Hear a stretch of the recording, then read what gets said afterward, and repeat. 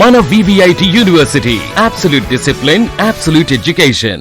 విశ్వేశ్వరరెడ్డి గారు, నేను మిమ్మల్ని ఫస్ట్ ఎంపీ ఉన్నప్పుడు ఇదే రూమ్ లో ఇంటర్వ్యూ చేశాను, BRS లో ఉన్నప్పుడు. మళ్ళీ తర్వాత మీరు ఓడిపోయారు, మళ్ళీ గెలిచిన తర్వాత మళ్ళీ ఇప్పుడే ఈ బర్నింగ్ ఇష్యూ మీద వచ్చాను కాబట్టి ఎప్పుడు చాలా ఆహ్లాదకరంగా నవ్వుతూ టెన్షన్స్ లేకుండా కూల్గా ఉంటారు. At the same time first time second time లేకపోతే ఫస్ట్ టైం గెలిచిన వాళ్ళని మనం అబ్జర్వ్ చేస్తూ ఉంటాం. చాలా బ్రాండెడ్ వాడతారు, షర్ట్లు కానీ, షూ కానీ, ప్యాంట్స్ కానీ, వాచెస్ కానీ. నేను వాచ్ పెట్టుకోను. రామరాజ్ 900 రూపాయలు 800 రూపాయల షర్ట్స్, నేను ఎప్పుడు 1000 రూపాయల షర్ట్స్. యూజువల్గా చెప్పాలంటే గుస్సీ అని, LV అని, షూ కూడా. నాకు కూడా షోక్లు ఉన్నాయి. అంటే పత్తాలాడు గుర్రాలు కాదు, లేకుంటే పెద్ద పెద్ద కొత్త కార్లు, వాచ్లు, షూస్లు కాదు, ₹1,00,000 షూస్ కాదు. ఇవి వికారాబాద్ లో చేసిన షూస్. ఓకే, వికారాబాద్ లో చెప్పులు లెదర్, కింద టైర్ రబ్బర్ తోటి ఉంటది. నాకు బంగారం అవసరం లేదు, వాచ్ అవసరం లేదు. నాకు మంచి తిండి తినాలి, ఇంకోటి గుట్టలు ఎక్కాలి, బోటింగ్ పోవాలి. బోట్లు నా దగ్గర ఉన్నాయి. 30 లక్షల రూపాయల బోట్ ఉంది, 30,000 రూపాయల బోట్ ఉంది. తర్వాత నా షోక్లు వేరే, ట్రెక్కింగ్ పోవాలి, మోటార్ సైకిల్ మీద పోవాలి. ఇవన్నీ నా షోక్లు. మీ పిల్లలు కూడా అడగరా, ఎందుకు డాడీ నార్మల్? వాళ్ళకి కూడా పెద్ద మీ డ్రెస్లు ఇలా వేసుకుంటారు, కొంచెం బ్రాండెడ్, US నుంచి వాళ్ళు తేవటం గిఫ్ట్లు గా. ఒక్కటి US, ఈ ప్యాంట్ ఒక్కటి US కానీ తక్కినవన్నీ ఇండియానే. అసలు ఈ సోకులు ఉండవు నాకు. ఇంత కాస్ట్లీ షర్ట్ వేసుకోవాలి, దావత్లో కొడితే కొంచెం మంచి షర్ట్ వేసుకుంటా, కానీ ఇదే మోస్ట్ కంఫర్టబుల్, పర్ఫెక్ట్ ఫిట్ అవుతుంది నాకు. 42 రామరాజ్ పర్ఫెక్ట్ ఫిట్టింగ్. ఇదేమో ఐజార్డ్ golf pant perfect fitting. So very cool life, no హడావుడి. నాకు మంచి పెయింటింగ్ ఇష్టము, మంచి మ్యూజిక్ ఇష్టము, మంచి మ్యూజిక్ సిస్టమ్ ఉంది, పెయింటింగ్ ఆ షోక్లు. కానీ అవును, ఇవన్నీ షోక్లు ఏంటంటే ఇంకోరికి ధనం చూపెట్టుకుంటందుకు. నాకు అవసరం లేదు, అంతే కదా. నేను 4 లక్షల రూపాయల బూట్లు వేసుకున్నా, నేను ఈ వాచ్ తొట్టుకున్నా, అరే తారే వాళ్ళే పెన్, అదేంది మాంట్ బ్లాంక్ పెన్ లేదని, నా పెన్ గిది ₹2 పెన్. అవును, ఎంత మంచిగా రాస్తుంది అది. మాంట్ బ్లాంక్ ఎంత మంచిగా రాస్తుంది, ఇది కూడా అంత మంచిగా రాస్తుంది. సూపర్. ఇవన్నీ ధనం షో ఆఫ్ చేసుకుంటుంది. కార్లు కూడా పెద్ద హడావుడే ఉండదు. కార్లు కూడా నాకున్నాయి, మా కొడుకు మంచిగా ఉన్నాయి. ఆయన ఆటోమొబైల్, మెకానికల్ ఆటోమొబైల్ స్పెషలైజేషన్ చేసిండు. ఆయన ఇంత పెద్ద బిజినెస్ నడుస్తున్నా కూడా ఆయన చిన్న గరాజ్ నడిపిస్తాడు. అప్పుడప్పుడు ఆయన సాటర్డే సండే టైం ఉంటే పాతకాలు కొని దాన్ని రిపేర్ చేసి అమ్ముతాడు. ఆయన గరాజ్ ఉంది, కానీ పెద్ద బిజినెస్ 1000 కోట్ల బిజినెస్ నడుపుతాడు.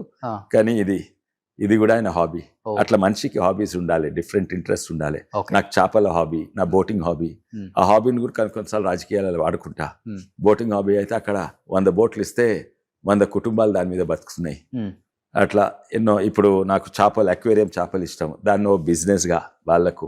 నాకు చెట్లు పెంచేది, గార్డెనింగ్ చాలా ఇష్టం, దాని మీద కూడా కొన్ని ప్రాజెక్ట్స్ చేస్తున్నా. గ్రామీణ ప్రాంతంలో వాళ్ళకు ఆమ్దాని ఎక్కువ వస్తుంది. ఇప్పుడు ప్రత్యేకంగా తింటానికి మష్రూమ్స్ అంటే ఇష్టము. ఇప్పుడు మష్రూమ్స్ ఎక్స్పెరిమెంట్ చేస్తున్నా. అది గిట్ సక్సెస్ అయితే కనీసం 1000 నుంచి 10,000 మంది చేవల ప్రాంతం రైతులకు లాభం అవుతుంది. తర్వాత నేను కొత్త యంత్రాలు చేస్తున్నా, కొన్ని యంత్రాలు రైతులకు లాభం అయ్యేటట్టు చేస్తారు. సంగీత గారికి ఆమె కూడా చాలా బిజీ ఉంటుంది, ఎందుకంటే హాస్పిటల్ నడపాలి, మధ్యరాత్రి కూడా ఫోన్ కాల్స్ వస్తుంటాయి. వాళ్ళకి హాస్పిటల్స్ ఎన్నో జాగాలు ఉన్నాయి. వాళ్ళకు లండన్లో మెడికల్ స్కూల్ ఉన్నది. తర్వాత విదేశాలలో సాఫ్ట్వేర్ ఎక్స్పోర్ట్ చేస్తారు. అండ్ మొన్ననే అమెరికా వచ్చింది. తను కూడా చాలా బిజీ.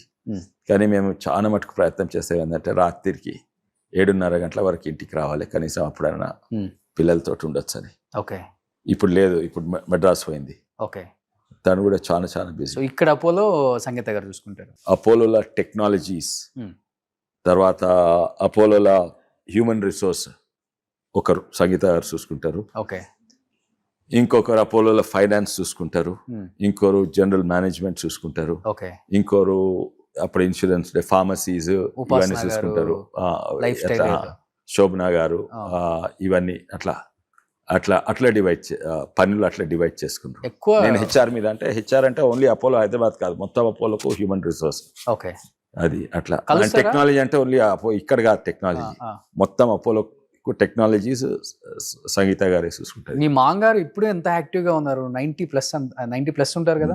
ప్రతాప్ రెడ్డి గారిని కలుస్తుంటారు 90+ కలుస్తుంటారు. మొన్ననే కలిసి నెక్స్ట్ వీక్ వస్తున్నారు. కానీ తను ఎట్లా చూస్తారు అంటే అపోలో ఇప్పుడు 1,00,000 కోట్ల మార్కెట్ క్యాప్ అపోలో. అయితే చాలా hospital foreign investment foreigners own చేస్తున్నారు. ఇప్పుడు చాలా మటుకు hospitals own by foreign companies. కానీ ఆయన ఎట్లా చూస్తా అంటే ఇది అపోలో నాది కాదు, ఇది నేషనల్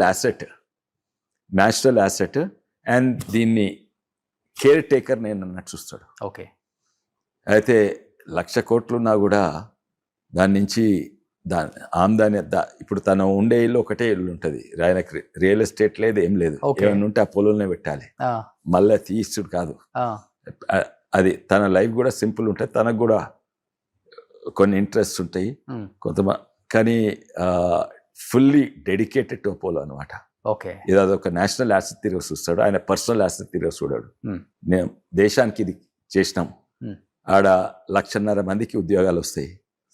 అలా అపోలో ఫార్మసీ కాశ్మీర్ నుంచి కన్యాకుమారి, అస్సాం నుంచి గుజరాత్ వరకు ఉన్నాయి. 5,500 ఫార్మసీ ఉన్నాయి, ఎంతో మందికి ఉపాధి. ప్రతి Apollo 90% India population Apollo pharmacy నుంచి 10 నిమిషాల లోపల ఉంటుంది. అయితే ఇదన్నీ తనకి ఇదే అనమాట. ఓకే. వెనకట అండ్ ఇది ఓన్లీ అపోలో కాదు, తనకు పర్మిషన్ వచ్చినప్పుడు అపోలో ఇండస్ట్రీస్ చేసేందుకు అప్పుడు రాజీవ్ గాంధీ గారు పర్మిషన్ ఇచ్చిండ్రు. అయితే అన్నారు నాకొద్దు పర్మిషన్, ఈ హాస్పిటల్ కాదు ప్రైవేట్ హాస్పిటల్స్ ఎవరు పెట్టదలుచుకున్నా చేయాలని. అయితే అప్పుడు హాస్పిటల్స్ బ్యాంక్ లోన్ ఇవ్వలేదు, అది ఇండస్ట్రీగా రికగ్నైజ్ చేస్తే దానికి లోన్లు వస్తాయి. అయితే సరే మీకు లోన్లు ఇస్తందుకు నేను బ్యాంకులకు చెప్తే అప్పుడు బ్యాంకులన్నీ గవర్నమెంట్ బ్యాంక్స్ ఉండే, ప్రైవేట్ బ్యాంక్స్ లేకుండే.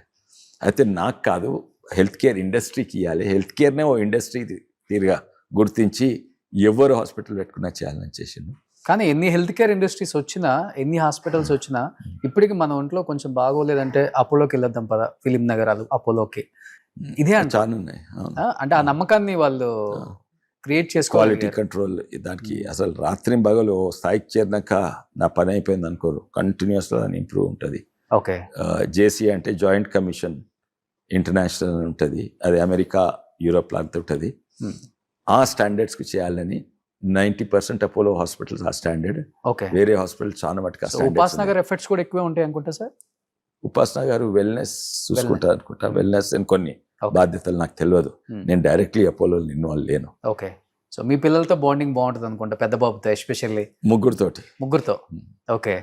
సో ఎక్కువ కార్స్ అంతా గిఫ్ట్ ఇస్తారు అక్క అని చెప్పేసి 2-3 సార్లు ట్వీట్ కూడా చేశారు. అవును, ముగ్గురుతో మంచిగా ఉంటుంది. ఓకే. అయితే ఆయన కార్ రేసింగ్ స్టార్ట్ చేసినప్పుడు మేము అగేన్స్ట్ ఉంటుంది, ఎందుకంటే డేంజరస్ అని. అవును. ఉపాసన ఎంకరేజ్ చేసింది. ఓకే. సద్గురు జగ్గి వాసుదేవ్ ఎంకరేజ్ చేసిండు. ఓకే. కార్ రేసింగ్ పిచ్చిన వాళ్ళకు కార్ రేసింగ్ చేయడానికి ఉంటే రోడ్ల మీద కార్ రేసింగ్ చేస్తారు, యాక్సిడెంట్లు అయితే అది ఇంకా డేంజరస్.